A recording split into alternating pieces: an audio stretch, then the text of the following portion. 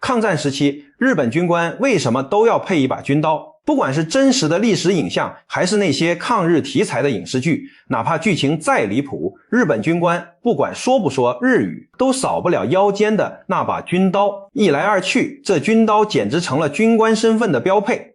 配刀这事兒本身不稀奇，可怪就怪在日本軍官对这把刀那叫一個形影不離。你說都热兵器時代了，槍炮滿天飛，腰裡別把刀，既不頂用還礙事兒，圖啥呢？更逗的是，那時候的日本人個頭普遍不高，站在戰馬旁邊都嫌矮，有的個子矮的據說能從馬肚子底下鑽過去，軍刀又長，上下馬稍不留神就得出事兒。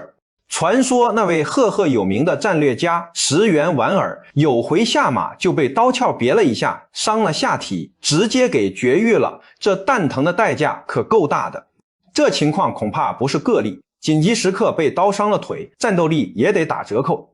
日本皇室和将帥們難道想不到這層？当然想得到，可跟另一件事比起来，這點風險就得兩害相權取其輕了。說來也怪，日本這國家成天擔心火山地震，危機感重得不行，慢慢就養出了一股子凶狠勁兒。用他們的話叫人定勝天，外人看就是狼子野心，總愛以小博大，以少欺多。要支撐這種打法，光靠裝備不行，得給士兵來點精神勝利法。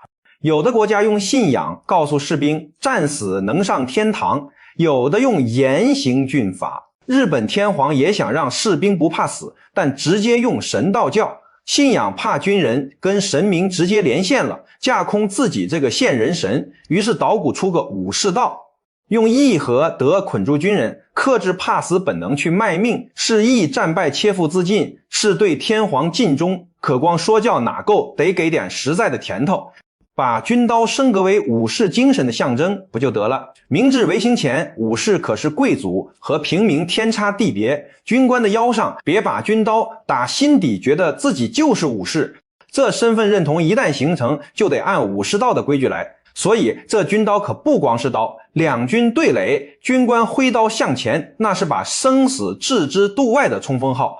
打了敗仗要被俘，雙手奉上軍刀，就等於宣告意志瓦解，武士已死，剩下個普通人才留得性命。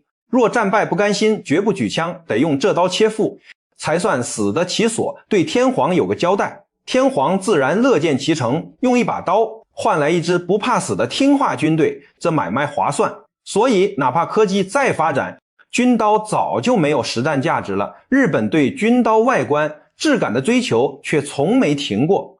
昭和12年，日本海軍的軍刀精美的跟藝術品似的，遠勝其他軍種，就是為了讓海軍有優越感，也刺激其他軍種眼紅賣命。說到根子上，明治維新後，天皇本想削弱武士特權，可又貪心，想讓武士的傲骨繼續在戰場上賣命。思來想去，福利能砍，軍刀必須留，讓他背負所有武士道精神，搞得這象徵變得不倫不類。海軍打炮戰，軍刀零作用，明白人誰甘願切腹？可這就是皇帝的新裝，軍官得帶刀表忠心，天皇也需要看這份忠心。於是乎，誰都不捅破窗戶紙，就這麼心照不宣的一直用下去了。